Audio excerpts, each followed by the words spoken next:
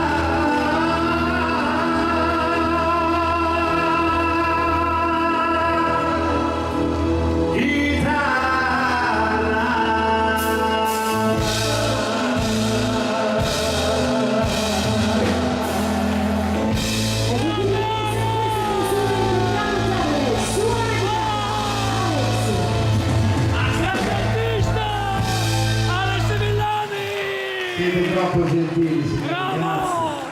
Grazie di cuore a tutti voi. Allora, come